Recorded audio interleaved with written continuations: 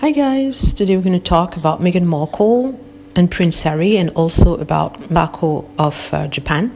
So if you don't know who Mako is, she is an imperial princess who decided to choose love over tradition, family and even money. Now, to put that in context, Mako is an imperial princess and she chose to marry a commoner, which is a big no-no in Japanese traditional law or Japanese tradition. So if you want to marry a commoner, you have to give up everything, give up the titles, give up the money, give up your class in society.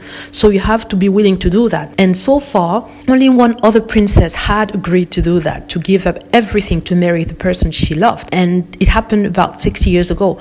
Now, Mako is in her 30s and she married her boyfriend of more than 3 years. They haven't seen each other for 3 years because he was working abroad. He is a lawyer in New York. So she campaigned to marry him, but the family didn't want to change the law. So she decided to leave the family completely to marry her husband without the presence of her family because they did not approve.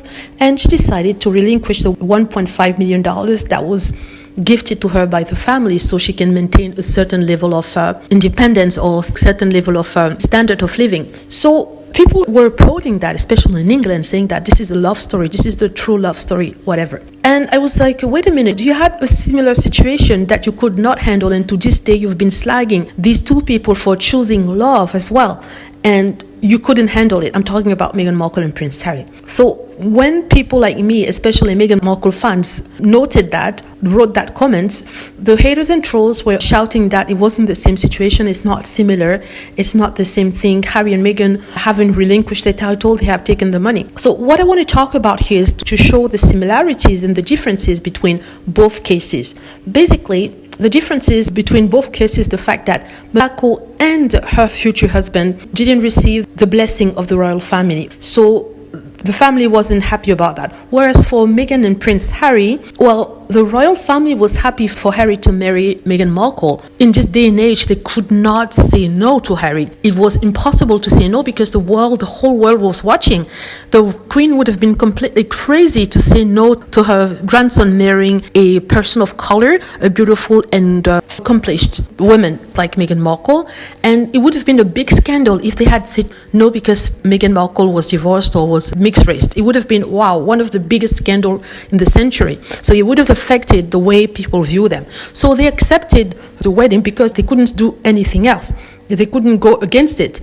While accepting it, they knew, well, that they will make Meghan Markle leave. They will do everything in their power to make Meghan Markle leave, which is what happened. So that's the difference. For Meghan Markle, they had the blessing of the Queen, whereas the other people in Japan didn't have it. The other difference here is that they accuse Meghan Markle and Prince Harry of taking the titles and the money and say that Mako and her husband relinquished that. Well, the situation is not the same. Mako lost everything because it was written in the constitution that in marrying that commoner, she will lose everything. So she didn't have a choice. She lost everything. And the reason she didn't take the money that was offered to her was because there was an outcry from the Japanese people who, because of the economy, are going through a very difficult time. And they couldn't understand why that princess was given $1 million when the economy is not doing great. That's why she relinquished the money. She didn't do it voluntarily. She did it after the outcry. Whereas for Harry and Meghan, relinquishing the title wasn't necessary. They were never asked to relinquish the title. They were never asked to give back the titles. It's not written in the constitution that if you decide to, I'm not going to say leave the royal family because Harry and Meghan haven't left the royal family. They're still well-liked members of the royal family, like the Queen said. They just decided not to be working royals anymore. And for that, they're not getting any money because they're giving up on the money that they were getting. And they are working for their own money. So I don't see why people say that Meghan and Harry should take note because it's two different situations, two different contexts. So there's nothing similar in that way. Where there is a similarity, and this was noted by Mako in Japan, is the fact that she said that the press was so negative, was so bad, and she was harassed by the press that she had post-traumatic syndrome. She said that the way the family of her then boyfriend was treated was appalling, because the media were inventing stuff about her, inventing stories about her family, about her behavior, about the family of her husband, which is similar to what happened to Prince Harry and Meghan Markle, which is what Meghan Markle and Prince Harry had been also complaining about the intrusion of the press, about the lies that were actually spread by the press, in the press, by the media. And yeah, that's the similarity between the cases. And the other similarity between Harry and Meghan and these two youngsters is that both couples chose love over tradition, over family, and this for good reasons. So Meghan Markle chose Harry, and Harry chose to leave his country for her to protect their family